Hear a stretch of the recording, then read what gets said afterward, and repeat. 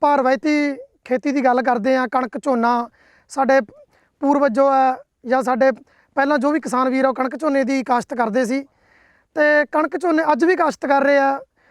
जो अज तो पहला खेती सीगी उस दे नाल साडे जो घर के खर्चे पूरे हो जाते सी, पर जो अज दा साडा जो है हुण कणक झोने नाल साडी पार नहीं पैनी है। तो कणक झोने दे नाल थोड़ा जिहा की है कि साडा जो है पानी की भी एक समस्या आ रही है। जो साडा पानी आ जिहड़ा वो जमीनी दा जिहड़ा ओहदा पद्धर वो नीचे जा रहा तो साडे खर्चे भी बहुत ज़्यादा वध गए हैगे आ। तो उहदे लई हुण सानूं जो 3-4 फसलां जिहड़ियां साल दे विच लैणियां जरूरी हो गईयां हैगीਆਂ। तो उहदे विच एक जो भारत सरकार ते पंजाब सरकार दा एक टीचा है कि आपां नूं खेतीबाड़ी विभिन्नता फसली विभिन्नता वल भी आउणा जो जरूरी है। तो उहदे विच जो है बागबानी की काश्त सब बागबानी की खेती या आपां बागबानी च गल करिए सब्जियां की काश्त है ढुकवीं हैगी है। तो सब्जियां की एक तो सब्जियां तो फायदा कि सब्जियां जो है हर एक सीजन के अलग अलग सब्जियां लग जांदियां। तो सब्जियां दे विच भी जे आपां गल करिए तो वख-वख सीजन के वख-वख महीनों के वख-वख किस्मां जो मिल जांदियां सानूं। तो जे आपां झोने कणक की गल करिए तो सानूं 6 महीने तक जो इंतजार करना पैंदा, पक्कण तक इंतजार करना पैंदा। बट सब्जियां दे विच सानूं की है अगेती पछेती सब्जियां लगा के असीं चंगा मुनाफा लै सकदे हां। तो दूजे नंबर ते सब्जी जिवें आपां पत्तेदार सब्जियां की गल करिए जां आपां होर कद्दू जाति दी सब्जियां की गल करिए तो सानूं लगाउण तो ही कुछ दिनों तो बाद ही जो तड़ाई स्टार्ट हो जाती है। ਅਤੇ सब्जियां जो लंबे समय तक चलदियां ਇਹਦੇ ਨਾਲ ਸਾਡੇ ਨਾਲ ਕੀ ਹੈ ਕਿ ਸਾਡੇ ਕਿਸਾਨ ਵੀਰ ਨੂੰ ਲਗਾਤਾਰ ਮੀਨਸ ਡੇਲੀ ਇਨਕਮ ਆਉਂਦੀ ਹੈ, ਜੋ ਕਿ ਅੱਜ ਦੇ ਸਮੇਂ ਦੇ ਵਿੱਚ ਬਹੁਤ ਜ਼ਰੂਰੀ ਹੈ। ਤੇ ਬਾਕੀ ਜੋ ਆਪਾਂ ਕਣਕ ਝੋਨੇ ਦੀ ਗੱਲ ਕਰੀਏ ਤਾਂ ਕਿਸਾਨ ਵੀਰ ਨੂੰ ਜੋ ਹੈ ਇੱਕ ਆਪਣੇ ਚਾਹੇ ਤੁਸੀਂ ਆੜ੍ਹਤੀਏ ਦੀ ਗੱਲ ਕਰ ਲਓ, ਚਾਹੇ ਤੁਸੀਂ ਕਿਸੇ ਹੋਰ ਸੋਰਸ ਤੇ ਗੱਲ ਕਰ ਲਓ, ਉਸ ਨੂੰ ਉਸ ਤੇ ਜੋ ਹੈ ਖਰਚੇ ਦੇ ਲਈ ਉਧਰ ਉਸ ਨੂੰ ਨਿਰਭਰ ਰਹਿਣਾ ਪੈਂਦਾ ਹੈ। ਤੇ ਹੁਣ ਆਪਾਂ ਜੋ ਗੱਲ ਕਰਾਂਗੇ ਸਬਜ਼ੀਆਂ ਦੇ ਵਿੱਚ ਹੁਣ ਜੋ ਗਰਮੀਆਂ ਦਾ ਸੀਜ਼ਨ ਹੈ ਤੇ ਗਰਮੀ ਦੀ ਰੁੱਤ ਦੀ ਗੱਲ ਕਰੀਏ ਤਾਂ ਮੁੱਖ ਤੌਰ ਤੇ ਜੋ ਹੈ ਕੱਦੂ ਜਾਤੀ ਦੀਆਂ ਸਬਜ਼ੀਆਂ ਜਿਹੜੀਆਂ ਇਹ ਗਰਮੀ ਦੀ ਰੁੱਤ ਦੇ ਵਿੱਚ ਹੁੰਦੀਆਂ, ਜਿਸ ਦੀ ਕਿ ਆਪਾਂ ਇਹਦੀ ਮਾਰਚ ਤੱਕ ਵੀ ਆਪਾਂ ਬਿਜਾਈ ਕਰ ਸਕਦੇ ਹਾਂ, ਕੁਝ ਲੇਟ ਵੀ ਆਪਾਂ ਇਸ ਦੀ ਬਿਜਾਈ ਆਪਾਂ ਕਰ ਸਕਦੇ ਹਾਂ। ਤੇ ਜੇ ਕੱਦੂ ਜਾਤੀ ਦੀ ਸਬਜ਼ੀਆਂ ਦੇ ਵਿੱਚ ਗੱਲ ਕਰੀਏ ਤਾਂ ਮੁੱਖ ਤੌਰ ਤੇ ਕੱਦੂ, ਘੀਆ, ਕਰੇਲਾ, ਤੋਰੀ, ਪੇਠਾ ਇਸ ਦੀ ਮੁੱਖ ਤੌਰ ਤੇ ਕਾਸ਼ਤ ਕੀਤੀ ਜਾਂਦੀ ਹੈ। ਤੇ ਜੇ ਸਾਡੇ ਜ਼ਿਲ੍ਹਾ ਤਰਨਤਾਰਨ ਦੀ ਅਸੀਂ ਗੱਲ ਕਰੀਏ ਤਾਂ ਇੱਧਰ ਕਰੇਲਾ, ਤੋਰੀ, ਹਦਵਾਣਾ ਤੇ ਪੇਠਾ ਇਹ ਜਿਹੜਾ ਕਾਫੀ ਇਸ ਸੀਜ਼ਨ ਦੇ ਵਿੱਚ ਲਗਾਇਆ ਜਾਂਦਾ। ਤੇ ਜੇ ਆਪਾਂ ਗੱਲ ਕਿਸਮਾਂ ਦੀ ਕਰੀਏ ਤਾਂ ਕਿਸਾਨ ਵੀਰ ਪੰਜਾਬ ਖੇਤੀਬਾੜੀ ਯੂਨੀਵਰਸਿਟੀ ਦੇ ਦੁਆਰਾ ਵਿਕਸਿਤ ਕੀਤੀਆਂ ਗਈਆਂ ਕਿਸਮਾਂ ਲਗਾਉਂਦੇ ਨੇ। ਜਿਵੇਂ ਆਪਾਂ ਤੋਰੀ ਦੀ ਗੱਲ ਕਰੀਏ ਤਾਂ ਇਹਦੇ ਵਿੱਚ ਯੂਨੀਵਰਸਿਟੀ ਦੀ ਇੱਕ ਵਧੀਆ ਕਿਸਮ ਹੈ ਪੰਜਾਬ ਨਿਖਾਰ ਹੈਗਾ, ਇਹ ਵੀ ਵਧੀਆ ਕਿਸਮ ਚੱਲ ਰਹੀ ਹੈ। ਜੇ ਆਪਾਂ ਖੀਰੇ ਦੀ ਗੱਲ ਕਰੀਏ ਤਾਂ ਪੰਜਾਬ ਨਵੀਨ ਕਿਸਮ ਹੈ, ਇਹ ਵਧੀਆ ਜੋ ਚੰਗਾ ਝਾੜ ਦੇ ਰਹੀ ਹੈ ਤੇ ਕਿਸਾਨ ਵੀਰ ਲਗਾ ਰਹੇ ਹੈਗੇ ਨੇ। ਤੇ ਜੇ ਆਪਾਂ ਥੋੜ੍ਹਾ ਜਿਹਾ ਕੁਛ ਪ੍ਰਾਈਵੇਟ ਦੀ ਵੀ ਗੱਲ ਕਰਦੇ ਹਾਂ, ਕੁਛ ਵੀਰ ਜੋ ਹੈ ਉਹ ਵੀ ਕਿਸਮਾਂ ਲਗਾਉਂਦੇ ਨੇ। ਤਾਂ ਉਹਦੇ ਵਿੱਚ ਜਿਵੇਂ ਖਰਬੂਜੇ ਦੀ ਗੱਲ ਕਰੀਏ ਤਾਂ ਬੋਬੀ ਹੈ ਜਾਂ ਮੁਸਕਾਨ ਕਿਸਮ ਹੈ, ਇਸ ਤੋਂ ਵੀ ਕਿਸਾਨ ਵੀਰ ਹੈ ਜੋ ਚੰਗਾ ਮੁਨਾਫਾ ਲੈ ਰਹੇ ਆ। ਤੇ ਜੇ ਗੱਲ ਆਪਾਂ ਮੁਨਾਫੇ ਦੀ ਕਰੀਏ ਤਾਂ ਕਿਸਾਨ ਵੀਰ ਨੂੰ ਇਹ ਹੈ ਕਿ ਹੁਣ ਇੱਕ ਜ਼ਰੂਰੀ ਹੋ ਗਿਆ ਕਿ ਕਿਸੇ ਆਪਣਾ ਚਾਹੇ ਸਾਡਾ ਕ੍ਰਿਸ਼ੀ ਵਿਗਿਆਨ ਕੇਂਦਰ ਬੂ ਆ, ਚਾਹੇ ਪੰਜਾਬ ਖੇਤੀਬਾੜੀ ਯੂਨੀਵਰਸਿਟੀ ਆ, ਚਾਹੇ ਬਾਗਬਾਨੀ ਮਹਿਕਮਾ, ਚਾਹੇ ਖੇਤੀਬਾੜੀ ਮਹਿਕਮਾ, ਉਹਨਾਂ ਦੇ ਨਾਲ ਜੁੜ ਕੇ ਉਹਨਾਂ ਨੂੰ ਰਹਿਣਾ ਬਹੁਤ ਜ਼ਰੂਰੀ ਹੈ। ਕਿਉਂਕਿ ਹੁਣ ਸਾਡੀ ਜੋ ਇਹ ਖੇਤੀਬਾੜੀ ਹੈ ਇਹ ਵਿਗਿਆਨਿਕ ਖੇਤੀ ਹੋ ਗਈ ਹੈ। ਸੋ ਤੁਹਾਨੂੰ ਕੋਈ ਵੀ ਇੱਕ ਵੀ ਕਦਮ ਹੈ ਉਹ ਤੁਸੀਂ ਪੁੱਟਣਾ ਤਾਂ ਤੁਸੀਂ ਕਿਸੇ ਮਹਿਕਮੇ ਤੋਂ ਨਾਲ ਜ਼ਰੂਰ ਡਿਸਕਸ ਕਰ ਲੈਣਾ। ਤੁਸੀਂ ਕ੍ਰਿਸ਼ੀ ਵਿਗਿਆਨ ਕੇਂਦਰ ਬੂ ਜਾਂ ਕੋਈ ਹੋਰ ਵੀ ਕ੍ਰਿਸ਼ੀ ਵਿਗਿਆਨ ਕੇਂਦਰ ਹੈ ਜਾਂ ਹੋਰ ਵੀ ਬਾਗਬਾਨੀ ਜ਼ਿਲ੍ਹੇ ਦੇ ਵਿੱਚ ਬਾਗਬਾਨੀ ਮਹਿਕਮਾ ਦੇ ਕੋਈ ਅਫਸਰ ਨੇ ਜਾਂ ਯੂਨੀਵਰਸਿਟੀ ਆ, ਤਾਂ ਤੁਹਾਨੂੰ ਇੱਕ ਵਾਰ ਡਿਸਕਸ ਜ਼ਰੂਰ ਕਰ ਲੈਣਾ ਚਾਹੀਦਾ। ਸੋ ਕਿਸਾਨ ਵੀਰੋ, ਤੁਹਾਨੂੰ ਇਹ ਪਤਾ ਹੋਣਾ ਚਾਹੀਦਾ ਕਿ ਆਪਣੇ ਖੇਤਰ ਦੇ ਵਿੱਚ ਆਪਣੇ ਜ਼ਿਲ੍ਹੇ ਦੇ ਵਿੱਚ ਕਿਹੜੀ ਕਿਸਮ ਹੈ ਜਿਹੜੀ ਵਧੀਆ ਆਪਣੇ ਚੱਲ ਰਹੀ ਹੈ, ਉਹ ਤੁਹਾਨੂੰ ਜ਼ਰੂਰ ਪੁੱਛਣਾ ਚਾਹੀਦਾ। ਮੇਰੇ ਕੋਲ ਕੁੱਲ 13 ਏਕੜ ਜ਼ਮੀਨ ਆ ਜੀ, ਜਿਸ ਦੇ ਵਿੱਚ ਮੈਂ 2 ਏਕੜ ਦੇ ਵਿੱਚ ਸਬਜ਼ੀਆਂ ਦੀ ਕਾਸ਼ਤ ਕਰਨਾ ਜੀ। ਇਸ ਦੇ ਵਿੱਚ ਜੀ ਮੈਂ ਬੈਂਗਣ, ਮਿਰਚ, ਲਸਣ 3 ਚੀਜ਼ਾਂ ਦੀ ਕਾਸ਼ਤ ਕਰਦਾ ਜੀ। ਬੈਂਗਣ ਦੇ ਵਿੱਚ ਅਸੀਂ ਜੀ 3 ਵੈਰਾਈਟੀਆਂ ਲਗਾਈਆਂ ਹੋਈਆਂ ਨੇ, ਜਿਸ ਦਾ ਮੰਡੀਕਰਨ ਅਸੀਂ ਸੁਚੱਜੇ ਢੰਗ ਨਾਲ ਕਰਦੇ ਹਾਂ ਜੀ, ਜਿਸ ਦੀ ਪੈਕਿੰਗ ਸ਼ਾਮ ਨੂੰ ਕਰੀਦੀ ਆ ਜੀ ਅਤੇ ਤੁੜਾਈ ਵੀ ਦੁਪਹਿਰ ਵੇਲੇ ਤੋਂ ਬੰਦ ਕਰ ਦਿੱਤੀ, ਸੁਬਾਹ ਅਤੇ ਸ਼ਾਮ ਹੀ ਕੀਤੀ ਜਾਂਦੀ ਹੈ ਜੀ। ਇਸ ਦੇ ਵਿੱਚ ਅਸੀਂ ਲੁਧਿਆਣਾ ਯੂਨੀਵਰਸਿਟੀ ਜੋ ਵੀ ਆਪਣਾ ਮਾਰਾ ਦੱਸਦੇ ਨੇ ਉਹਨਾਂ ਦੇ ਤਰੀਕੇ ਨਾਲ ਹੀ ਕੀਤੀ ਜਾਂਦੀ ਹੈ ਜੀ। ਅਤੇ ਇਸ ਦਾ ਮੰਡੀਕਰਨ ਅਸੀਂ ਵਧੀਆ ਤਰੀਕੇ ਨਾਲ ਪੈਕਿੰਗ ਕਰਕੇ ਕਰਦੇ ਹਾਂ। ਇਸ ਦਾ ਅਸੀਂ ਬੈਂਗਣ ਦੇ ਵਿੱਚੋਂ 300 ਕੁਆਂਟਲ ਤੱਕ ਵੀ ਝਾੜ ਲੈ ਚੁੱਕੇ ਹਾਂ ਅਤੇ ਮਿਰਚ ਦਾ 150 ਤੋਂ 200 ਕੁਆਂਟਲ ਝਾੜ ਲਿਆ ਹੋਇਆ ਜੀ। ਅਤੇ ਘੱਟ ਤੋਂ ਘੱਟ ਸਪਰੇਆਂ ਦੀ ਅਸੀਂ ਵਰਤੋਂ ਕਰਦੇ ਹਾਂ। ਲੋੜ ਪੈਣ 'ਤੇ ਡਾਕਟਰ ਸਾਹਿਬ ਤੋਂ ਸਲਾਹ ਤੋਂ ਬਿਨਾਂ ਅਸੀਂ ਸਪਰੇਅ ਨਹੀਂ ਕਰਦੇ ਜੀ। ਅਤੇ ਜੋ ਵੀ ਇਹਦੇ ਵਿੱਚ ਬਿਮਾਰੀ ਆਉਂਦੀ ਆ ਪਹਿਲਾਂ ਡਾਕਟਰ ਸਾਹਿਬ ਨੂੰ ਦੱਸਿਆ ਜਾਂਦਾ, ਬਾਅਦ ਦੇ ਵਿੱਚ ਇਸ ਦਾ ਹੱਲ ਕੀਤਾ ਜਾਂਦਾ ਜੀ।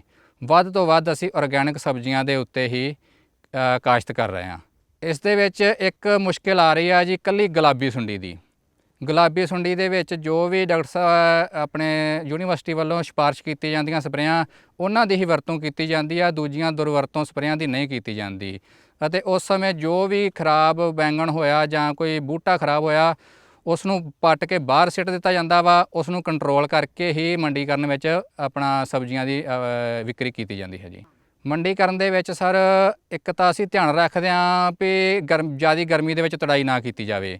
ਦੂਜੀ ਗੱਲ ਇਹ ਆ ਵੀ ਪੈਕਿੰਗ ਛਾਵੇਂ ਜਿੰਨੀ ਵੀ ਹੋ ਸਕਦੀ ਛਾਵੇਂ ਕੀਤੀ ਜਾਵੇ। ਅਤੇ ਢੋਆ ਵੀ ਰਾਤ ਨੂੰ ਹੀ ਕੀਤੀ ਜਾਂਦੀ ਹੈ। ਪਾਣੀ ਵੀ ਸਰ ਜੋ ਵੀ ਆਪਾਂ ਸਪਰੇਅ ਕਰਨੀ ਆ ਜਾਂ ਖਾਦ ਪਾਉਣੀ, ਪਾਣੀ ਲਾਉਣੀ, ਉਹ ਸ਼ਾਮ ਵੇਲੇ ਲਾਇਆ ਜਾਂਦਾ ਵਾ। ਨਾ ਸਵੇਰ ਵੇਲੇ ਲਾਇਆ ਜਾਂਦਾ, ਨਾ ਦੁਪਹਿਰ ਵੇਲੇ ਲਾਇਆ ਜਾਂਦਾ ਵਾ। ਅਤੇ ਸੁਚੱਜੇ ਤਰੀਕੇ ਨਾਲ ਲਾਇਆ ਜਾਂਦਾ ਹੈ ਜੀ। ਇਹ ਸਰ ਅੰਤਰ ਫਸਲਾਂ ਅਸੀਂ ਬੈਂਗਣ ਦੇ ਨਾਲ ਮਟਰ ਬੀਜਦੇ ਹਾਂ ਜੀ, ਮਿਰਚ ਦੇ ਨਾਲ ਲਸਣ ਬੀਜਦੇ ਹਾਂ ਜੀ। ਇਹ ਸਿਆਲ ਸ਼ੁਰੂ ਹੋਣ ਵੇਲੇ ਫਸਲਾਂ ਲਗਾਈਆਂ ਜਾਂਦੀਆਂ ਵਾ ਅਤੇ ਸਿਆਲ ਖਤਮ ਹੋਣ ਨਾਲ ਮਟਰ ਨੂੰ ਖਤਮ ਕਰਕੇ ਬਾਅਦ ਦੇ ਵਿੱਚ ਬੈਂਗਣ ਦੇ ਉੱਤੋਂ ਲਿਫਾਫਾ ਲਾ ਦਿੱਤਾ ਜਾਂਦਾ ਵਾ ਅਤੇ ਮਿਰਚ ਦੇ ਨਾਲ ਲਸਣ ਬੀਜਿਆ ਜਾਂਦਾ ਵਾ। ਉਸ ਦਾ ਵੀ ਮਿਰਚ ਦੇ ਉੱਤੇ ਲਿਫਾਫਾ ਰਹਿੰਦਾ ਵਾ ਅਤੇ ਲਸਣ ਬਾਹਰ ਰਹਿੰਦਾ ਵਾ। ਉਹਦੇ ਨਾਲ ਇੱਕ ਤਾਂ ਕੋਰੇ ਦੀ ਮਾਰ ਘੱਟ ਜਾਂਦੀ ਆ ਜੀ, ਇੱਕ ਉਹਦੇ ਨਾਲ ਗਰਮੈਸ਼ ਨਾਲ ਬੂਟੇ ਦੀ ਗਰੋਥ ਜ਼ਿਆਦਾ ਹੁੰਦੀ ਆ ਜੀ। ਸੋ ਕਿਸਾਨ ਵੀਰੋ, ਜੇ ਆਪਾਂ ਪੰਜਾਬ ਦੀ ਵੀ ਗੱਲ ਕਰੀਏ ਤਾਂ ਅਲੱਗ-ਅਲੱਗ ਜ਼ਿਲ੍ਹਿਆਂ ਦੀ ਆਪਣੀ ਅਲੱਗ-ਅਲੱਗ ਜਲਵਾਯੂ ਹੈ। ਉਸ ਤੋਂ ਬਾਅਦ ਆਪਾਂ ਜੇ ਇੰਡੀਆ ਦੀ ਗੱਲ ਕਰੀਏ ਤਾਂ ਹਰ ਇੱਕ ਸੂਬੇ ਦਾ ਅਲੱਗ-ਅਲੱਗ ਜਲਵਾਯੂ ਹੈ। ਕੁਛ ਜੇ ਆਪਾਂ ਕਿਸਾਨ ਵੀਰ ਦੇਖਦੇ ਨੇ ਮਹਾਰਾਸ਼ਟਰ 'ਚ, ਗੁਜਰਾਤ ਦੇ ਵਿੱਚ, ਕੋਈ ਆਂਧਰਾ ਪ੍ਰਦੇਸ਼ ਦੇ ਵਿੱਚ ਉੱਧਰੋਂ ਵੈਰਾਈਟੀਆਂ ਦੇਖ ਲੈਂਦੇ ਨੇ, ਤਾਂ ਉਹ ਤੁਸੀਂ ਗਲਤੀ ਨਹੀਂ ਕਰਨੀ। ਯੂਨੀਵਰਸਿਟੀ ਦੁਆਰਾ ਸਿਫਾਰਿਸ਼ ਕਿਸਮ ਜੇ ਤੁਹਾਨੂੰ ਫਿਰ ਵੀ ਲੱਗਦਾ ਹੈ ਕਿ ਵੀ ਨਹੀਂ ਆ ਕਿਸਮ ਹੈ ਜੀ ਅਸੀਂ ਲਗਾਉਣੀ ਆ, ਤਾਂ ਫਿਰ ਤੁਸੀਂ ਘੱਟੋ ਘੱਟ ਕਿਸੇ ਸਾਇੰਸਦਾਨ ਦੇ ਨਾਲ ਜ਼ਰੂਰ ਤੁਹਾਨੂੰ ਜੋ ਇਹਦੇ ਬਾਰੇ ਸਲਾਹ ਮਸ਼ਵਰਾ ਕਰ ਲੈਣਾ ਚਾਹੀਦਾ ਹੈ। ਖਾਦ ਅਤੇ ਜੋ ਹੈ ਦਵਾਈਆਂ ਦੇ ਵਿੱਚ, ਸੋ ਇਹ ਤੁਹਾਨੂੰ ਜੋ ਯੂਨੀਵਰਸਿਟੀ ਦੁਆਰਾ ਸਿਫਾਰਿਸ਼ ਹੈ ਉਹੀ ਤੁਹਾਨੂੰ ਇਹਦੀਆਂ ਜਿਹੜੀਆਂ ਸਬਜ਼ੀਆਂ ਦੀ ਜਾਂ ਤੁਸੀਂ ਬਾਗਬਾਨੀ ਦੀ ਗੱਲ ਕਰੋ ਤਾਂ ਤੁਹਾਨੂੰ ਉਹ ਸਿਫਾਰਿਸ਼ ਹੀ ਵਰਤਣੀ ਚਾਹੀਦੀਆਂ, ਉਨੀ ਹੀ ਮਾਤਰਾ ਵਰਤਣੀ ਚਾਹੀਦੀ ਹੈ। ਕਈ ਵਾਰੀ ਜ਼ਿਆਦਾ ਮਾਤਰਾ ਵਰਤਣ ਦੇ ਨਾਲ ਵੀ ਸਾਡਾ ਜਿਹੜਾ ਨੁਕਸਾਨ ਹੋ ਜਾਂਦਾ ਵਾ। ਅਤੇ ਜੇ ਆਪਾਂ ਹੁਣ ਗੱਲ ਕਰੀਏ ਮਿੱਟੀ ਅਤੇ ਪਾਣੀ ਦੀ ਜਾਂਚ, ਆਮ ਹੀ ਖੇਤੀਬਾੜੀ ਮਹਿਕਮਾ, ਬਾਗਬਾਨੀ ਮਹਿਕਮਾ, ਕ੍ਰਿਸ਼ੀ ਵਿਗਿਆਨ ਕੇਂਦਰ, ਯੂਨੀਵਰਸਿਟੀਆਂ ਕਰਾ ਰਹੀਆਂ। ਕਿਉਂਕਿ ਕਈ ਵਾਰੀ ਕੀ ਹੁੰਦਾ ਕਿ ਅਸੀਂ ਜਿਹੜਾ ਸਿਫਾਰਿਸ਼ ਤੋਂ ਜ਼ਿਆਦਾ ਖਾਦ ਪਾ ਦਿੰਦੇ ਹਾਂ ਜਾਂ ਸਿਫਾਰਿਸ਼ ਤੋਂ ਘੱਟ ਖਾਦ ਪਾਉਂਦੇ ਹਾਂ ਤਾਂ ਉਹ ਵੀ ਦਿੱਕਤ ਆਉਂਦੀ ਹੈ। ਤੁਹਾਨੂੰ ਮਿੱਟੀ ਪਾਣੀ ਦੀ ਜਾਂਚ ਆ ਇਹ ਜ਼ਰੂਰ ਕਰਾਉਣੀ ਚਾਹੀਦੀ ਹੈ। ਤੁਸੀਂ ਆਪਣਾ ਮਿੱਟੀ ਦਾ ਸੈਂਪਲ, ਪਾਣੀ ਦਾ ਸੈਂਪਲ ਕਿੱਦਾਂ ਲੈਣਾ, ਇਹ ਤੁਸੀਂ ਥੋੜ੍ਹਾ ਮਹਿਕਮੇ ਤੋਂ, ਯੂਨੀਵਰਸਿਟੀ ਤੋਂ ਪੁੱਛ ਕੇ ਅਤੇ ਤੁਸੀਂ ਸਾਡੇ ਕ੍ਰਿਸ਼ੀ ਵਿਗਿਆਨ ਕੇਂਦਰ ਜਾਂ ਯੂਨੀਵਰਸਿਟੀ 'ਚ ਦੇ ਸਕਦੇ ਹੋ। ਤੁਹਾਨੂੰ 5-7 ਦਿਨਾਂ ਦੇ ਵਿੱਚ ਜਿਹੜੀ ਆ ਇਹਦੀ ਰਿਪੋਰਟ ਮਿਲ ਜਾਂਦੀ ਆ, ਤਾਂ ਉਹਦੇ ਨਾਲ ਹੀ ਤੁਹਾਨੂੰ ਥੋੜ੍ਹਾ ਜਿਹੜਾ ਇਸ ਤੋਂ ਅੱਗੇ ਵਧਣਾ ਚਾਹੀਦਾ। ਜਿਵੇਂ ਆਪਾਂ ਦੇਖਦੇ ਹਾਂ ਕਿ ਕਿਸਾਨ ਵੀਰ ਜੋ ਆਪਣੀ ਫਸਲ ਤਾਂ ਬਹੁਤ ਵਧੀਆ ਤਿਆਰ ਕਰ ਲੈਂਦਾ ਹੈ ਅਤੇ ਇਸ ਦੇ ਵਿੱਚ ਜਿਵੇਂ ਕਿ ਆਪਾਂ ਆਮ ਗੱਲ ਕਰਦੇ ਹਾਂ ਕਿ ਜੀ ਜੋ ਦਿਖਦਾ ਉਹੀ ਵਿਕਦਾ। ਸੋ ਕਿਸਾਨ ਵੀਰ ਇਸ ਦੀ ਜਦੋਂ ਤੁੜਾਈ ਕਰਦੇ ਆ, ਉਸ ਤੋਂ ਬਾਅਦ ਜਦੋਂ ਇਸ ਦੀ ਪੈਕਿੰਗ ਕਰਦੇ ਆ, ਉਹਦੇ ਵਿੱਚ ਵੀ ਤੁਹਾਨੂੰ ਜ਼ਰੂਰ ਧਿਆਨ ਦੇਣਾ ਚਾਹੀਦਾ ਹੈਗਾ। ਪੈਕਿੰਗ ਹੈ ਕਈ ਵਾਰੀ ਤਾਂ ਮਤਲਬ ਅਸੀਂ ਦੇਖਦੇ ਹਾਂ ਕਿ ਬੜੇ ਤਰੀਕੇ ਨਾਲ, ਬੁਰੇ ਤਰੀਕੇ ਦੇ ਨਾਲ ਬੋਰੀਆਂ ਦੇ ਵਿੱਚ ਤੁੰਨ ਕੇ ਜਾਂ ਭਰ ਕੇ, ਪੋਲੀਥੀਨਾਂ ਦੇ ਵਿੱਚ ਤੁੰਨ ਕੇ ਭਰ ਕੇ ਲੈ ਕੇ ਜਾਂਦੇ ਨੇ। ਇਸ ਨੂੰ ਬੜੀ ਵਧੀਆ ਤਰੀਕੇ ਨਾਲ ਤੁੜਾਈ ਕਰਕੇ ਅਤੇ ਗ੍ਰੇਡਿੰਗ ਕਰਨੀ ਬਹੁਤ ਜ਼ਰੂਰੀ ਆ। ਤੁਹਾਡੀ ਜਿਹੜੀ ਆ A grade, B grade, C grade ਤੁਹਾਡੀ ਮਾਰਕੀਟ ਦੇ ਵਿੱਚ ਹਰ ਤਰੀਕੇ ਦਾ ਤੁਹਾਨੂੰ ਗ੍ਰਾਹਕ ਮਿਲ ਜਾਂਦਾ ਵਾ। ਤਾਂ ਤੁਹਾਨੂੰ ਜੋ A ਗ੍ਰੇਡ ਦੀ ਆ ਕਰੋਪ ਆ ਉਹ ਅਲੱਗ ਤੁਹਾਨੂੰ ਸੇਲ ਕਰਨੀ ਚਾਹੀਦੀ ਹੈ, B ਗ੍ਰੇਡ ਦੀ ਅਲੱਗ ਕਰਨੀ ਚਾਹੀਦੀ ਆ ਅਤੇ C ਗ੍ਰੇਡ ਦੀ ਅਲੱਗ ਕਰਨੀ ਚਾਹੀਦੀ ਹੈ। ਉਹਦਾ ਤੁਹਾਨੂੰ ਜੋ ਆ ਰੇਟ ਵੀ ਵਧੀਆ ਮਿਲ ਜਾਂਦਾ ਹੈਗਾ। ਮੈਂ ਗੱਲ ਕੀਤੀ ਸੀ ਇਸ ਦੀ ਕਿਹੜੀ ਸਪਰੇਅ ਜਾਂ ਤੁਸੀਂ ਇਹਦੀ ਗੱਲ ਕਰਦੇ ਹੋ ਕੀੜੇ ਮਕੌੜੇ, ਤਾਂ ਹੁਣ ਯੂਨੀਵਰਸਿਟੀ ਦੇ ਦੁਆਰਾ ਕਾਫੀ ਹੈ ਜਿਹੜੇ ਕੀਟਨਾਸ਼ਕ ਹੈ ਜਿਹੜੇ ਉਹ ਬੈਨ ਕਰ ਦਿੱਤੇ ਗਏ ਆ। ਅਤੇ ਕੱਦੂ ਜਾਤੀ ਦੀਆਂ ਜੇ ਆਪਾਂ ਸਬਜ਼ੀਆਂ ਦੇ ਵਿੱਚ ਗੱਲ ਕਰੀਏ ਤਾਂ ਇੱਕ ਫਲ ਦੀ ਸੁੰਡੀ ਆਉਂਦੀ ਹੈਗੀ ਆ, ਉਹ ਬਹੁਤ ਨੁਕਸਾਨ ਕਰਦੀ ਆ। ਉਹ ਕਿਸਾਨ ਵੀਰ ਨੂੰ ਪਤਾ ਨਹੀਂ ਚੱਲਦਾ। ਇਹ ਫਲ ਦੀ ਮੱਖੀ ਹੁੰਦੀ ਹੈ ਇੱਕ, ਜਦੋਂ ਡੰਗ ਮਾਰਦੀ ਆ ਉਸ ਟਾਈਮ ਕਿਸਾਨ ਵੀਰ ਨੂੰ ਇਸ ਦੇ ਬਾਰੇ ਪਤਾ ਨਹੀਂ ਲੱਗਦਾ ਗਾ, ਬਟ ਬਾਅਦ 'ਚ ਪਤਾ ਚੱਲਦਾ ਕਿ ਜਦੋਂ ਆਪਣਾ ਕਰੇਲਾ ਜਾਂ ਆਪਣਾ ਖੀਰਾ ਜਾਂ ਆਪਣਾ ਤੋਰੀ ਇਹ ਕਾਣੇ ਹੋ ਜਾਂਦੇ ਨੇ। ਤਾਂ ਇਹਦੇ ਲਈ ਯੂਨੀਵਰਸਿਟੀ ਦੁਆਰਾ ਇੱਕ ਸਿਫਾਰਿਸ਼ ਕੀਤੀ ਗਈ ਹੈਗੀ ਆ, ਇੱਕ ਘੱਟ ਕੀਮਤ ਵਾਲੇ ਜਾਂ ਇੱਕ ਫਰੂਟ ਫਲਾਈ ਟਰੈਪਸ ਨੇ ਯੂਨੀਵਰਸਿਟੀ ਦੇ ਦੁਆਰਾ। ਇਹ 16 ਟਰੈਪ ਆ ਜਿਹੜੇ ਤੁਹਾਡੇ ਇਹਦੇ 'ਚ ਲੱਗਦੇ ਨੇ। ਅਤੇ ਇੱਕ ਜਿਹੜੇ ਆ ਸਬਜ਼ੀਆਂ ਦੇ ਵਿੱਚ ਘੱਟ ਕੀਮਤ ਵਾਲੇ ਟਰੈਪ ਆ ਜੋ ਸਾਡੇ ਕ੍ਰਿਸ਼ੀ ਵਿਗਿਆਨ ਕੇਂਦਰ ਦੁਆਰਾ ਵੀ ਜੋ ਆ ਕਿਸਾਨ ਵੀਰਾਂ ਦੇ ਖੇਤਾਂ 'ਚ ਲਵਾਏ ਜਾਂਦੇ ਆ।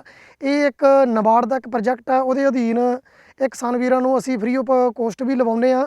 ਸੋ ਇਹਦਾ ਵੀ ਜਿਹੜਾ ਤੁਸੀਂ ਕੀੜੇ ਮਕੌੜਿਆਂ ਦਾ ਵੀ ਕਿਸਾਨ ਵੀਰਾਂ ਨੂੰ ਸਪੈਸ਼ਲ ਬਿਮਾਰੀਆਂ ਦਾ ਵੀ ਧਿਆਨ ਰੱਖਣਾ ਪੈਂਦਾ ਹੈਗਾ। ਸੋ ਸਿਫਾਰਸ਼ ਦਵਾਈਆਂ ਵਰਤੋ ਅਤੇ ਵਧੀਆ ਸੋਰਸ ਤੋਂ ਹੀ ਤੁਸੀਂ ਜਿਹੜੀਆਂ ਦਵਾਈਆਂ ਖਰੀਦੋ ਅਤੇ ਉਸ ਦਾ ਬਿੱਲ ਵੀ ਜ਼ਰੂਰ ਲਓ। ਤੇ ਦੂਜੇ ਨੰਬਰ ਤੇ ਇਹਦੀ ਸਿਫਾਰਸ਼ ਡੋਜ਼ ਹੀ ਤੁਸੀਂ ਜਿਹੜੀ ਆ ਇਸ ਤੇ ਵਰਤੋ, ਫਿਰ ਹੀ ਤੁਸੀਂ ਜੋ ਇਸ ਸਬਜ਼ੀਆਂ ਤੋਂ ਚੰਗਾ ਮੁਨਾਫਾ ਲੈ ਸਕਦੇ ਹੋ। ਅਤੇ ਹੁਣ ਤੁਸੀਂ ਇਹ ਜਿਹੜਾ ਇਸ ਸੀਜ਼ਨ ਦੇ ਵਿੱਚ ਤੁਸੀਂ ਜੋ ਆ ਮਿਰਚ ਵੀ ਲਗਾ ਸਕਦੇ ਹੋ ਅਤੇ ਤੁਸੀਂ ਆ ਜੋ ਬੈਂਗਣ ਦੀ ਕਾਸ਼ਤ ਵੀ ਕਰ ਸਕਦੇ ਹੋ।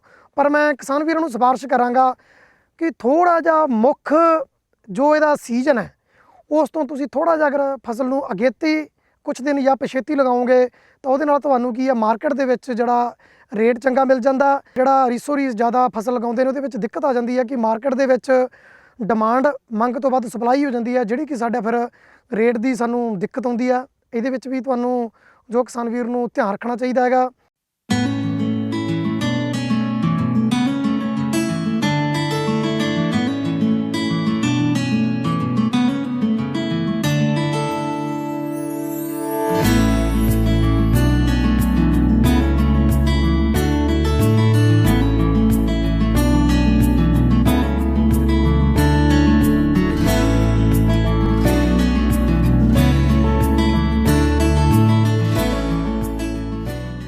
ਜਿਹੜਾ ਕਿਸਾਨ ਵੀਰ ਨੂੰ ਥੋੜ੍ਹਾ ਜਿਹਾ ਆਪਣਾ ਮਾਰਕੀਟ ਦਾ ਸਰਵੇ ਜ਼ਰੂਰ ਕਰ ਲੈਣਾ ਚਾਹੀਦਾ ਹੈਗਾ ਕਿ ਪਿਛਲੇ ਸਾਲਾਂ ਦੇ ਵਿੱਚ ਸਾਡੇ ਜਿਹੜੀ ਆ ਕਿਹੜੀ ਸਬਜ਼ੀ ਦਾ ਚੰਗਾ ਰੇਟ ਮਿਲ ਰਿਹਾ, ਤਾਂ ਕਿਹੜੇ ਮਹੀਨੇ ਦੇ ਵਿੱਚ ਰੇਟ ਵਧੀਆ ਮਿਲ ਰਿਹਾ, ਤਾਂ ਉਹਦੇ ਹਿਸਾਬ ਨਾਲ ਹੀ ਜਿਹੜਾ ਸਾਨੂੰ ਇਹਦਾ ਪਲਾਨ ਕਰਨਾ ਚਾਹੀਦਾ। ਤੇ ਜਦੋਂ ਤੁਸੀਂ ਕੋਈ ਸਬਜ਼ੀ ਲਾਉਣੀ ਆ ਉਹਦੀ ਪਹਿਲਾਂ ਹੀ ਪਲੈਨਿੰਗ ਕਰਕੇ ਉਹਦਾ ਬੀਜ ਦਾ ਤੁਸੀਂ ਪਹਿਲਾਂ ਪ੍ਰਬੰਧ ਕਰ ਲੈਣਾ ਚਾਹੀਦਾ। ਕਿਸਾਨ ਵੀਰ ਸਾਡੇ ਕੋਲੇ ਆਉਂਦੇ ਨੇ ਕਿ ਡਾਕਟਰ ਸਾਹਿਬ ਆਹ ਹੁਣ ਅਸੀਂ ਸਬਜ਼ੀ ਲਾਉਣੀ ਆ, ਆਹ ਸਾਨੂੰ ਕਿਸਮ ਚਾਹੀਦੀ ਆ, ਉਹਦਾ ਸਮਾਂ ਵੀ ਲਗਾਉਣ ਦਾ ਨੇੜੇ ਆ ਚੁੱਕਿਆ ਹੁੰਦਾ ਤੇ ਕਈ ਵਾਰੀ ਉਸ ਕਿਸਮ ਨਹੀਂ ਮਿਲਦੀ ਹੈ। ਤਾਂ ਕਿਸਾਨ ਵੀਰ ਨੂੰ ਜੋ ਆ ਇਹ ਬੀਜ ਦਾ ਪ੍ਰਬੰਧ ਆਪਣਾ ਉਹ ਕਿਸਮ ਦਾ ਜਿਹੜੀ ਵੀ ਕਿਸਮ ਲਗਾਉਣੀ ਉਹਦਾ ਪ੍ਰਬੰਧ ਪਹਿਲਾਂ ਕਰ ਲੈਣਾ ਚਾਹੀਦਾ। ਮੌਕੇ 'ਤੇ ਕਈ ਵਾਰੀ ਦੁਕਾਨਾਂ ਵਾਲੇ ਵੀ ਹੈ ਜੋ ਫਿਰ ਇਸ ਦਾ ਜੋ ਰੇਟ ਹੈ ਉਹ ਥੋੜ੍ਹਾ ਜਿਹਾ ਜ਼ਿਆਦਾ ਵਧਾ ਦਿੰਦੇ ਨੇ। ਇਸ ਚੀਜ਼ 'ਤੇ ਵੀ ਤੁਹਾਨੂੰ ਧਿਆਨ ਦੇਣਾ ਚਾਹੀਦਾ ਹੈ। ਅਤੇ ਬਾਕੀ ਮੈਂ ਕਿਸਾਨ ਵੀਰਾਂ ਨੂੰ ਇੱਕ ਸਲਾਹ ਦੇਵਾਂਗਾ ਕਿ ਆਪਾਂ ਜੋ ਹੈ ਘਰੇਲੂ ਬਗੀਚੀ ਦੇ ਵੱਲ ਜ਼ਰੂਰ ਜਾਣਾ ਚਾਹੀਦਾ। ਚਲੋ ਆਪਾਂ ਸਬਜ਼ੀਆਂ ਦੀ ਕਾਸ਼ਤ ਆਪਾਂ ਕਰ ਰਹੇ ਹਾਂ, ਆਪਾਂ ਚੰਗਾ ਮੁਨਾਫੇ ਵਾਲੀ ਖੇਤੀ, ਕਿਉਂਕਿ ਇਹ ਵੀ ਕਿਸਾਨ ਵੀਰ ਦੇਖਿਆ ਕਿ ਅੱਜ ਇੰਨਾ ਇਨਸੈਕਟੀਸਾਈਡ ਵੀ ਵਰਤਿਆ ਜਾਂਦਾ, ਕਈ ਵਾਰ ਕਿਸਾਨ ਵੀਰ ਕੁਝ ਵਰਤਦੇ ਨੇ, ਉਹਦੇ ਵਿੱਚ ਅਸੀਂ ਇਹ ਜਿਹੜਾ ਆਪਣੀ ਸਿਹਤ ਦੇ ਪੱਖ ਵੀ ਧਿਆਨ ਦੇਣਾ। ਅਤੇ ਆਪਾਂ ਆਮ ਕਿਸਾਨ ਆ, ਜਦੋਂ 3-4 ਪਰਿਵਾਰਕ ਮੈਂਬਰ ਹੈ ਉਹ ਵੀ ਆਪਾਂ 3-4 ਹਜ਼ਾਰ ਰੁਪਏ ਦੀ ਸਬਜ਼ੀ ਹੈ ਜਿਹੜੀ ਆਪਾਂ ਇੱਕ ਪਰਿਵਾਰ ਦੇ ਵਿੱਚ ਆਪਣੀ ਮਹੀਨੇ ਦੀ ਲੱਗ ਜਾਂਦੀ ਆ। ਸੋ ਵੀ ਆਪਣੀ ਇਨਕਮ ਹੀ ਹੈ। ਸੋ ਹੁਣ ਜਿਹੜੀ ਖੇਤੀ ਹੈ ਇਹ ਆਪਣੀ ਖੇਤੀ ਹੈ, ਇਹ ਡਿਪੈਂਡ ਕਰਦੀ ਹੈ ਕਿ ਆਪਾਂ ਖਰਚੇ ਘਟਾ ਕੇ ਆਪਾਂ ਚੰਗਾ ਮੁਨਾਫਾ ਲੈ ਸਕਦੇ ਹਾਂ। ਸੋ ਹੁਣ ਆਪਾਂ ਨੂੰ ਖਰਚੇ ਵੀ ਆਪਾਂ ਨੂੰ ਘਟਾਉਣੇ ਪੈਣੇ। ਉਹ ਖਰਚੇ ਆਪਣੇ ਕਿਵੇਂ ਘਟਣਗੇ ਇਸ ਨੂੰ ਦੱਸਿਆ ਮੈਂ ਕਿ ਤੁਸੀਂ ਪਹਿਲਾਂ ਪਲਾਨ ਕਰਕੇ ਹੀ ਸਾਇੰਸਦਾਨ ਨਾਲ ਆਪਣੀ ਮਿੱਟੀ ਪਾਣੀ ਦੀ ਜਾਂਚ ਕਰਾ ਕੇ ਕਿਹੜੀ ਕਿਸਮ ਲਾਉਣੀ ਹੈ, ਕਦੋਂ ਲਾਉਣੀ ਹੈ, ਕਦੋਂ ਬੀਜਣੀ ਹੈ, ਤੁਸੀਂ ਉਹਦੀ ਪੈਕਿੰਗ ਕਿਵੇਂ ਕਰਨੀ ਹੈ, ਮਾਰਕੀਟ ਦੇ ਵਿੱਚ ਕਦੋਂ ਪਹੁੰਚਾਉਣੀ ਹੈ, ਗ੍ਰੇਡਿੰਗ ਕਰਨੀ ਹੈ, ਇਸ ਦੇ ਨਾਲ ਹੀ ਜਿਹੜਾ ਆਪਾਂ ਚੰਗਾ ਮੁਨਾਫਾ ਆਪਾਂ ਜਿਹੜੀ ਆਪਣੀ ਸਬਜ਼ੀ ਦੀ ਖੇਤੀ ਤੋਂ ਲੈ ਸਕਦੇ ਹੋ। ਅਤੇ ਕਿਸਾਨ ਵੀਰ ਹੈ ਜੋ ਆਪਣੇ ਇਸ ਦਾ ਵਧੀਆ ਜੋ ਸਬਜ਼ੀ ਦੀ ਖੇਤੀ ਤੋਂ ਵਧੀਆ ਖੁਸ਼ਹਾਲ ਹੋ ਸਕਦੇ ਆ। ਸਾਡੇ ਅਜੇ ਵੀ ਬਹੁਤ ਸਾਰੇ ਕਿਸਾਨ ਵੀਰ ਹੈ ਜੋ ਸਾਡੇ ਕਣਕ ਝੋਨੇ ਦੇ ਚੱਕਰ 'ਚ ਫਸੇ ਹੋਏ ਆ। ਅਤੇ ਵੈਸੇ ਕੋਈ ਨਵੀਂ ਗੱਲ ਨਹੀਂ ਹੈ ਕਿ ਸਾਡੇ ਕਿਸਾਨ ਵੀਰ ਪਹਿਲਾਂ ਤੋਂ ਵੀ ਆਪਾਂ ਜੇ ਗੱਲ ਕਰੀਏ, ਜਦੋਂ ਖੇਤੀਬਾੜੀ ਸਟਾਰਟ ਹੋਏ ਸੀ ਉਦੋਂ ਵੀ ਬੜੀਆਂ ਵੱਖ-ਵੱਖ ਕੰਮ ਕਰਦੇ ਸੀ। ਜਿਵੇਂ ਉਹਨਾਂ ਨੂੰ ਕੋਈ ਪਸ਼ੂ ਵੀ ਰੱਖਦੇ ਸੀ, ਮੁਰਗੀ ਪਾਲਣ ਵੀ ਕਰਦੇ ਸੀ ਅਤੇ ਸਬਜ਼ੀਆਂ ਵੀ ਲਗਾਉਂਦੇ ਸੀ, ਬਾਗਬਾਨੀ ਵੀ ਕਰਦੇ ਸੀ। ਬਟ ਉਦੋਂ ਉਹ ਕਿਸਾਨ ਵੀਰ ਇੱਕ ਸ਼ੌਂਕ ਦੇ ਤੌਰ 'ਤੇ ਲਗਾਉਂਦੇ ਸੀ। ਬਟ ਹੁਣ ਸਾਨੂੰ ਹੈ ਜਿਹੜਾ ਇਹ ਅੱਜ ਦੇ ਸਮੇਂ ਨੂੰ ਦੇਖਦੇ ਹੋਏ, ਅੱਜ ਦਾ ਜਿਵੇਂ ਸਾਡਾ ਪਾਣੀ ਦਾ ਪੱਧਰ ਆ ਉਹ ਵੀ ਸਾਡਾ ਥੱਲੇ ਜਾ ਰਿਹਾ, ਉਹਨੂੰ ਦੇਖਦੇ ਹੁਣ ਸਾਡੀ ਹੈ ਜਿਹੜੀ ਖੇਤੀਬਾੜੀ ਦੇ ਵਿੱਚ ਫਸਲੀ ਵਿਭਿੰਨਤਾ ਹੈ ਇਹ ਸਾਡੀ ਜ਼ਰੂਰੀ ਹੋ ਗਈ ਹੈ। ਇਹਦੇ ਵਿੱਚ ਜਿਵੇਂ ਮੈਂ ਤੁਹਾਨੂੰ ਦੱਸਿਆ ਕਿ ਜੀ ਸਬਜ਼ੀਆਂ ਤੋਂ ਅਸੀਂ 3-4 ਫਸਲਾਂ ਵੀ ਲੈ ਸਕਦੇ ਹਾਂ। ਇਹਦੇ ਵਿੱਚ ਸਬਜ਼ੀਆਂ ਦੇ ਵਿੱਚ ਕੁਝ ਕਿਸਮਾਂ ਇਹੋ ਜਿਹੀਆਂ ਵੀ ਹੈ ਕਿ ਜਿਹਨੂੰ ਆਪਾਂ ਕਹਿ ਦਿੰਦੇ ਹਾਂ ਘੱਟ ਸਮੇਂ 'ਚ ਪੱਕਣ ਵਾਲੀਆਂ, ਜਿਵੇਂ ਕਿ ਆਪਾਂ 60 ਕਿਸਮਾਂ ਵੀ ਕਹਿ ਦਿੰਦੇ ਹਾਂ ਜਿਹੜੀਆਂ ਜਲਦੀ ਤਿਆਰ ਹੋ ਜਾਂਦੀਆਂ। ਸੋ ਉਧਰਲੇ ਪਾਸੇ ਸਾਨੂੰ ਹੈ ਜੋ ਆਉਣਾ ਚਾਹੀਦਾ। ਇਹਦੇ ਨਾਲ ਸਾਨੂੰ ਕੁਝ ਕਿਸਾਨ ਵੀਰ ਅੱਜ ਸੰਗ ਮੰਨਦੇ ਨੇ ਖੁਦ ਮੰਡੀਕਰਨ ਕਰਨ ਤੋਂ। ਸੋ ਜਿਵੇਂ ਮੈਂ ਖੁਦ ਮੰਡੀਕਰਨ ਤੋਂ ਪਹਿਲਾਂ ਗੱਲ ਕਰਾਂਗਾ ਇਹਦੀ ਗ੍ਰੇਡਿੰਗ ਅਤੇ ਪੈਕਿੰਗ ਦੇ ਵੱਲ ਕਿਸਾਨ ਵੀਰ ਨੂੰ ਬਹੁਤ ਹੀ ਜ਼ਰੂਰੀ ਹੈ ਇਸ ਦੇ ਬਾਰੇ ਧਿਆਨ ਦੇਣਾ। ਫਸਲ ਤਿਆਰ ਕਰ ਲੈਣੀ ਹੀ ਕੋਈ ਬਹੁਤ ਵੱਡੀ ਗੱਲ ਨਹੀਂ ਹੈ। ਸਾਡੇ ਕਿਸਾਨ ਵੀਰ ਆ ਝਾੜ ਦੇ ਵਿੱਚ ਹਨੇਰੀ ਲਿਆ ਦਿੰਦੇ ਨੇ ਅਤੇ ਕਹਿ ਦਿੰਦੇ ਨੇ, ਇੱਕ ਕਿਸਾਨ ਵੀਰ ਕਹਿੰਦੇ ਨੇ ਕਿ ਜੀ ਆਪਾਂ ਇਹ ਜਿਹੜੀ ਸਬਜ਼ੀ ਆ ਮੰਡੀ ਸਿੱਟਣ ਚੱਲੇ ਆ। ਕਿਸਾਨ ਵੀਰੋਂ ਮੰਡੀ ਸਬਜ਼ੀ ਸਿੱਟਣ ਨਹੀਂ ਜਾਣੀ ਆ, ਮੰਡੀ ਸਬਜ਼ੀ ਵੇਚਣ ਜਾਣੀ ਆ। ਤੇ ਤੁਹਾਡੀ ਸਬਜ਼ੀ ਇੱਦਾਂ ਵਿਕਣੀ ਨਹੀਂ ਹੈ। ਜੇ ਤੁਸੀਂ ਟਰਾਲੀ ਦੇ ਵਿੱਚ ਕਣਕ ਝੋਨੇ ਤੇ ਤਰ੍ਹਾਂ ਭਰ ਕੇ ਲੈ ਕੇ ਜਾਓਗੇ, ਇਹ ਉੱਥੇ ਵਧੀਆ ਤਰੀਕੇ ਨਾਲ ਦਿਖਣੀ ਵੀ ਚਾਹੀਦੀ ਆ, ਗ੍ਰੇਡਿੰਗ ਤੁਹਾਡੀ ਵਧੀਆ ਹੋਣੀ ਚਾਹੀਦੀ ਆ। ਇਹ ਤੁਸੀਂ ਤੜਾਈ ਦੇ ਵਿੱਚ ਵੀ ਕਿਸਾਨ ਵੀਰ ਗਲਤੀ ਕਰਦੇ ਨੇ। ਤੜਾਈ ਹੈ ਜਿਹੜੀ ਇਹਦੀ ਸ਼ਾਮ ਨੂੰ, ਜਿਵੇਂ ਹੁਣ ਤੁਸੀਂ ਦੇਖਿਆ ਮੈਂ ਗਰਮੀ ਦੀ ਗੱਲ ਹੀ ਕਰ ਰਿਹਾ ਕਿ ਕਿੰਨੀ ਜ਼ਿਆਦਾ ਗਰਮੀ ਇਸ ਵਾਰ ਇਸ ਸੀਜ਼ਨ ਦੇ ਵਿੱਚ ਗਰਮੀ ਹੈ ਜਿਹੜੀ ਐਡਵਾਂਸ ਵੀ ਹੋਣ ਲੱਗ ਗਈ ਆ। ਤਾਂ ਸਬਜ਼ੀਆਂ ਦੀ ਤੜਾਈ ਹੈ ਜਿਹੜੀ ਤੁਸੀਂ ਦੁਪਹਿਰ ਨਿਕਲਣ ਤੋਂ ਬਾਅਦ ਹੀ ਕਰਨੀ ਚਾਹੀਦੀ ਹੈ। ਸਬਜ਼ੀਆਂ ਦੀ ਤੜਾਈ ਜਿਹੜੀ ਆ ਤੁਹਾਡੀ ਸ਼ਾਮ ਨੂੰ ਤੁਸੀਂ 3-4 ਵਜੇ ਤੋਂ ਬਾਅਦ ਕਰੋ। ਤੜਾਈ ਕਰਨ ਤੋਂ ਬਾਅਦ ਤੁਸੀਂ ਇਹਨੂੰ ਛਾਂ ਦੇ ਵਿੱਚ ਸਬਜ਼ੀ ਨੂੰ ਰੱਖੋ, ਕਿਉਂਕਿ ਇਹਦੀ ਇੱਕ ਫੀਲਡ ਹੀਟ ਹੁੰਦੀ ਹੈ ਜਿਹੜੀ ਕਿ ਸਬਜ਼ੀ ਖੁਦ ਹੀ ਇੱਕ ਗਰਮੀ ਛੱਡਦੀ ਹੈ। ਉਹ ਤੁਸੀਂ ਕਿਤੇ ਛਾਵੇਂ ਜਗ੍ਹਾ ਤੇ ਰੱਖ ਕੇ ਥੋੜਾ ਪੱਖਾ ਚਲਾ ਦਿਓ ਤਾਂ ਕਿ ਇਹਦੀ ਹੀਟ ਆ ਜਿਹੜੀ ਤੇ ਨਿਕਲ ਜਾਵੇ। ਉਸ ਤੋਂ ਬਾਅਦ ਤੁਸੀਂ ਕਰੇਟਾਂ ਦੇ ਵਿੱਚ ਪੈਕ ਕਰਨੀ ਆ, ਜਾਂ ਤੁਸੀਂ ਗੱਟਿਆਂ ਦੇ ਵਿੱਚ ਪੈਕ ਕਰਨੀ ਆ, ਜਾਂ ਤੁਸੀਂ ਲਿਫਾਫਿਆਂ ਦੇ ਵਿੱਚ ਪੈਕ ਕਰਨੀ ਆ। ਇਹ ਤੁਸੀਂ ਸ਼ਾਮ ਨੂੰ ਪੈਕ ਕਰੋ ਤੇ ਸਵੇਰ ਤੁਹਾਡੀ ਆ ਜਦੋਂ ਤੁਸੀਂ ਅਰਲੀ ਮਾਰਨਿੰਗ ਆਪਣੀ ਸਬਜ਼ੀ ਲੈ ਕੇ ਜਾਣੀ ਆ 4-5 ਵਜੇ, ਉਸ ਤੋਂ ਪਹਿਲਾਂ ਜਿਹੜੀ ਇਸ ਨੂੰ ਤੁਸੀਂ ਆਪਣੀ ਮੰਡੀ ਦੇ ਵਿੱਚ ਇਸ ਨੂੰ ਪਹੁੰਚਾ ਦਿਓ। ਤੇ ਉਸ ਤੋਂ ਬਾਅਦ ਕਿਸਾਨ ਵੀਰ ਜਿਵੇਂ ਸਬਜ਼ੀਆਂ ਸਿੱਟਣ ਦੀ ਗੱਲ ਕੀਤੀ ਆ, ਸਬਜ਼ੀ ਸਿੱਟ ਕੇ ਨਹੀਂ ਆਉਣੀ ਆ, ਤੁਸੀਂ ਇਹਦੀ ਸੰਗ ਨਹੀਂ ਹੈ, ਤੁਸੀਂ ਖੁਦ ਮੰਡੀਕਰਨ ਦੇ ਵਿੱਚ ਅੱਗੇ ਆਓ। ਖੁਦ ਮੰਡੀਕਰਨ ਦੇ ਵਿੱਚ ਕੋਈ ਦਿੱਕਤ ਨਹੀਂ ਹੈ। ਤੁਸੀਂ ਇੰਨੀ ਤਿਆਰ ਕਰਦੇ ਹੋ, ਇਹਦੇ ਵਿੱਚ ਜਿਹੜੇ ਵਿਚਾਲੇ ਕੋਈ ਬੰਦੇ ਹੁੰਦੇ ਨੇ ਦਲਾਲ, ਉਹ ਬਹੁਤ ਸਾਰਾ ਪੈਸਾ ਕਮਾ ਜਾਂਦੇ ਹੈਗੇ ਆ ਸਿਰਫ ਵੇਚਣ ਤੋਂ ਹੀ। ਅਤੇ ਕਿਸਾਨ ਵੀਰ ਤਿਆਰ ਕਰਨ ਦੇ ਵਿੱਚ 2-4-6 ਮਹੀਨੇ ਲਾਉਂਦਾ ਤੇ ਉਹਨੂੰ ਜਿਹੜਾ ਚੰਗਾ ਮੁੱਲ ਨਹੀਂ ਮਿਲਦਾ। ਤੇ ਤੁਹਾਨੂੰ ਖੁਦ ਮੰਡੀਕਰਨ ਦੇ ਵਿੱਚ ਅੱਗੇ ਆਉਣਾ ਚਾਹੀਦਾ ਹੈਗਾ। ਕੋਈ ਔਖਾ ਕੰਮ ਨਹੀਂ ਹੈ, ਕੋਈ ਸੰਗ ਵਾਲਾ ਕੰਮ ਨਹੀਂ ਹੈ। ਤੁਸੀਂ ਬਾਜ਼ਾਰ ਦੇ ਵਿੱਚ ਗ੍ਰਾਹਕ ਖੁਦ ਵੀ ਲੱਭ ਸਕਦੇ ਹੋ। ਜੇ ਤੁਹਾਡੀ ਥੋੜ੍ਹੀ ਸਬਜ਼ੀ ਹੈ ਫਿਰ ਤਾਂ ਕੋਈ ਵੇਚਣੀ ਔਖੀ ਨਹੀਂ ਹੈ। ਨਹੀਂ ਤੁਸੀਂ ਜੇ ਜ਼ਿਆਦਾ ਵੀ ਹੋ ਗਈ ਆ ਤਾਂ ਤੁਸੀਂ ਮੰਡੀ ਦੇ ਵਿੱਚ ਕਿਹੋ ਜਿਹੀ ਜਗ੍ਹਾ ਤੁਸੀਂ ਲੱਭ ਸਕਦੇ ਹੋ, ਆਪਣਾ ਗ੍ਰਾਹਕ ਲੱਭ ਸਕਦੇ ਹੋ। ਕਿਉਂਕਿ ਗ੍ਰਾਹਕ ਵੀ ਚਾਹੁੰਦਾ ਹੈ ਕਿ ਜੋ ਬੰਦਾ ਖੁਦ ਸਬਜ਼ੀ ਤਿਆਰ ਕਰਦਾ ਹੈ ਤੇ ਸਾਨੂੰ ਫਰੈਸ਼ ਸਬਜ਼ੀ ਹੈ ਜਿਹੜੀ ਸਾਨੂੰ ਫਾਰਮ ਤੋਂ ਸਿੱਧੀ ਸਾਡੇ ਘਰ ਦੇ ਵਿੱਚ ਪਹੁੰਚ ਜਾਵੇ। ਤਾਂ ਖੁਦ ਮੰਡੀਕਰਨ ਦੇ ਵਿੱਚ ਜਿਹੜਾ ਤੁਹਾਨੂੰ ਚੰਗਾ ਇਸ ਦਾ ਜਿਹੜਾ ਰੇਟ ਮਿਲ ਜਾਂਦਾ ਤੇ ਇਹਦੇ ਨਾਲ ਜਿਹੜਾ ਤੁਸੀਂ ਚੰਗਾ ਮੁਨਾਫਾ ਸਬਜ਼ੀਆਂ ਦੀ ਖੇਤੀ ਤੋਂ ਲੈ ਸਕਦੇ ਨੇ। ਕਣਕ ਝੋਨੇ ਦੇ ਵਿੱਚ ਅਸੀਂ 6 ਮਹੀਨੇ ਫਸਲ ਦੇ ਉੱਤੇ ਨਿਰਭਰ ਹੋ ਗਏ ਹਾਂ ਅਤੇ ਸਬਜ਼ੀਆਂ ਦੇ ਨਾਲ ਸਾਨੂੰ ਡੇਲੀ ਪਰ ਡੇਲੀ ਆਮਦਨ ਆਉਣੀ ਸ਼ੁਰੂ ਹੋ ਗਈ ਆ। ਇਸ ਦੇ ਨਾਲ ਇੱਕ ਤਾਂ ਅਸੀਂ ਆੜਤ ਤੋਂ ਬਚ ਗਏ ਹਾਂ, ਇੱਕ ਸਾਨੂੰ ਪ੍ਰੋਫਿਟ ਜਿੰਨਾ ਅਸੀਂ 10 ਏਕੜ ਦੇ ਵਿੱਚੋਂ ਕਣਕ ਝੋਨੇ ਦੇ ਵਿੱਚੋਂ ਲੈ ਰਹੇ ਹਾਂ ਉਹਨਾਂ 2 ਏਕੜ ਦੇ ਵਿੱਚੋਂ ਸਬਜ਼ੀਆਂ ਦੇ ਵਿੱਚੋਂ ਲੈ ਰਹੇ ਹਾਂ। ਫਿਊਚਰ ਦੇ ਵਿੱਚ ਸਰ ਅਸੀਂ ਅਗਲੇ ਸਾਲ 10 ਏਕੜ ਦੇ ਵਿੱਚ ਸਬਜ਼ੀ ਦੀ ਖੇਤੀ ਕਰ ਰਹੇ ਹਾਂ, ਜਿਸ ਦੇ ਵਿੱਚ ਅਸੀਂ ਕੱਦੂ ਜਾਤੀ ਦੀਆਂ ਮੰਨ ਲਓ ਖੀਰਾ, ਕੱਦੂ, ਹਲਵਾ, ਪੇਠਾ, ਘੀਆ ਤੋਰੀ, ਇਹ ਸਾਰੀਆਂ ਫਸਲਾਂ ਅਸੀਂ ਮੁੱਖ ਰੱਖ ਕੇ ਨਾਲ ਆਲੂ ਦੀ ਖੇਤੀ ਵੀ ਕੀਤੀ ਜਾਵੇਗੀ। ਅਸੀਂ ਤਾਂ ਇਹੋ ਸੰਦੇਸ਼ ਦੇਣਾ ਚਾਹੁੰਦੇ ਹਾਂ ਵੀ ਕਣਕ ਝੋਨੇ ਦੇ ਫਸਲੀ ਚੱਕਰ ਚੋਂ ਨਿਕਲ ਕੇ ਸਬਜ਼ੀਆਂ ਦੀ ਕਾਸ਼ਤ ਦੇ ਵਿੱਚ ਆਇਆ ਜਾਵੇ। ਅਤੇ ਮੇਰੀ ਇੱਕ ਬੇਨਤੀ ਸਰਕਾਰਾਂ ਨੂੰ, ਇਹਨਾਂ ਦਾ ਸਬਜ਼ੀਆਂ ਦਾ ਢੁਕਵਾਂ ਮੰਡੀਕਰਨ ਕੀਤਾ ਜਾਵੇ ਅਤੇ ਜਿਸ ਦੇ ਨਾਲ ਕਿਸਾਨ ਸਬਜ਼ੀਆਂ ਵੇਚਣ ਦੇ ਵਿੱਚ ਮੁਸ਼ਕਲ ਨਾ ਆਵੇ। ਸਰ ਅਸੀਂ ਤਾਂ ਇਹੋ ਗੱਲ ਕਹਿਣਾ ਚਾਹੁੰਦੇ ਹਾਂ ਵੀ ਜਿਹੜੀ ਸਪਰੇਆਂ ਦੀ ਦੁਰਵਰਤੋਂ ਆਪਾਂ ਕਰਦੇ ਹਾਂ ਇਹਦੇ ਨਾਲ ਵੀ ਜ਼ਿਆਦਾ ਸੁੰਡੀ ਆਉਣ ਦੀ ਸੰਭਾਵਨਾ ਰਹਿੰਦੀ, ਕਿਉਂਕਿ ਮਿੱਤਰ ਕੀੜੇ ਨਾਲ ਮਰ ਜਾਂਦੇ ਨੇ। ਅਗਰ ਜੇ ਮਿੱਤਰ ਕੀੜੇ ਆਪਣੇ ਵਿੱਚ ਰਹਿਣਗੇ ਅਤੇ ਉਹ ਆਪਣੇ ਆਪ ਵੀ ਕੰਟਰੋਲ ਕਰਦੇ ਨੇ ਬਿਮਾਰੀ ਉੱਤੇ, ਇਸ ਦੇ ਕਰਕੇ ਸਪਰੇਆਂ ਦੀ ਘੱਟ ਤੋਂ ਘੱਟ ਵਰਤੋਂ ਕੀਤੀ ਜਾਵੇ। ਮੈਂ ਨੌਜਵਾਨ ਪੀੜ੍ਹੀ ਨੂੰ ਇਹੋ ਸੰਦੇਸ਼ ਦੇਣਾ ਚਾਹੁੰਦਾ ਵਾਂ ਕਿ ਵੱਧ ਤੋਂ ਵੱਧ ਸਬਜ਼ੀ ਦੀ ਕਾਸ਼ਤ ਕੀਤੀ ਜਾਵੇ ਅਤੇ ਨਸ਼ਿਆਂ ਤੋਂ ਬਚਿਆ ਜਾਵੇ। ਇਸ ਦੇ ਵਿੱਚ ਆਮਦਨ ਵੀ ਆ ਅਤੇ ਘਰ ਦਾ ਗੁਜ਼ਾਰਾ, ਜੇ ਕੋਈ ਆਖੇ ਮੇਰੇ ਕੋਲ 2 ਕਿੱਲੇ ਜ਼ਮੀਨ ਆ, ਬਹੁਤ ਵਧੀਆ ਚੱਲਦਾ ਸਰ।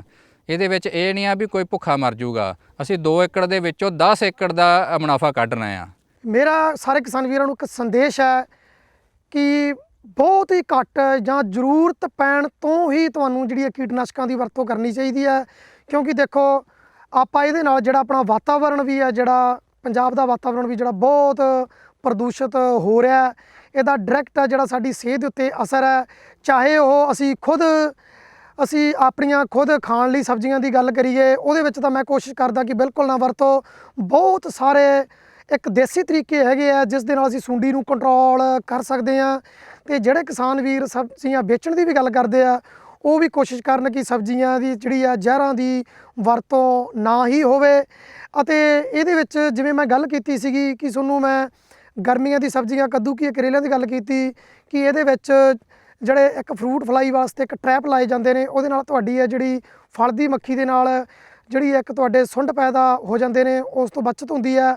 ਤੇ ਅਸੀਂ ਕੋਸ਼ਿਸ਼ ਕਰੀਏ ਕਿ ਆਰਗੈਨਿਕ ਸਬਜ਼ੀਆਂ ਵੱਲ ਜਾਈਏ। ਬਟ ਆਰਗੈਨਿਕ ਸਬਜ਼ੀਆਂ ਵੱਲ ਵੀ ਹੈ ਜਿਹੜਾ ਜਾਣ ਦਾ ਤਰੀਕਾ ਇਹ ਹੈ ਕਿ ਤੁਹਾਨੂੰ ਜਿਹੜਾ ਖੇਤ ਦੇ ਵਿੱਚ ਲਗਾਤਾਰ ਦੌਰਾ ਕਰਨਾ ਚਾਹੀਦਾ ਹੈ ਕਿ ਜੇ ਸਾਡੇ ਖੇਤ ਦੇ ਵਿੱਚ ਬਿਮਾਰੀ ਬਹੁਤ ਜ਼ਿਆਦਾ ਫੈਲ ਗਈ ਫਿਰ ਤੁਹਾਨੂੰ ਆਰਗੈਨਿਕ ਤਰੀਕੇ ਨਾਲ ਥੋੜਾ ਕੰਟਰੋਲ ਕਰਨਾ ਔਖਾ ਜਾਂਦਾ। ਵੀ ਜੇ ਅਸੀਂ ਖੇਤ ਦੇ ਵਿੱਚ ਰੈਗੂਲਰ ਤਰੀਕੇ ਤੇ ਹੀ ਅਸੀਂ ਦੌਰਾ ਰੱਖੀਏ ਤੇ ਸਾਨੂੰ ਪਤਾ ਲੱਗਦਾ ਕਿ ਸਾਡੇ ਖੇਤ ਦੇ ਵਿੱਚ ਆ ਸੁੰਡੀ ਸਾਨੂੰ ਦਿਖ ਰਹੀ ਆ, ਚਿੱਟਾ ਮੱਛਰ ਸਾਨੂੰ ਦਿਖ ਰਿਹਾ, ਕੋਈ ਤੇਲਾ ਦਿਖ ਰਿਹਾ, ਤਾਂ ਉਹਨੂੰ ਤੁਸੀਂ ਸ਼ੁਰੂਆਤੀ ਤੌਰ ਤੇ ਹੀ ਕਿਸੇ ਆਰਗੈਨਿਕ ਤਰੀਕੇ ਦੇ ਨਾਲ ਜਿਹੜਾ ਉਹਨੂੰ ਤੁਸੀਂ ਖਤਮ ਕਰ ਸਕਦੇ ਹੋ। ਜਾਂ ਤੁਸੀਂ ਅੱਜ ਕੱਲ ਜੇ ਆਪਾਂ ਕੀਟਨਾਸ਼ਕਾਂ ਦੀ ਵੀ ਗੱਲ ਕਰੀਏ ਤਾਂ ਇੱਕ ਗ੍ਰੀਨ ਕੈਮਿਸਟਰੀ ਜਿਹਨੂੰ ਕਹਿ ਦਿੰਦੇ ਆ, ਜਿਹਦੇ ਉੱਤੇ ਹਰਾ ਨਿਸ਼ਾਨ ਲੱਗਿਆ ਹੁੰਦਾ, ਉਹਦੇ ਨਾਲ ਕੀ ਹੁੰਦਾ ਸਾਡਾ ਜਿਹੜਾ ਜ਼ਿਆਦਾ ਨੁਕਸਾਨ ਸਾਡਾ ਫਸਲ ਤੇ ਸਾਡੀ ਸਿਹਤ ਤੇ ਨਹੀਂ ਹੁੰਦਾ।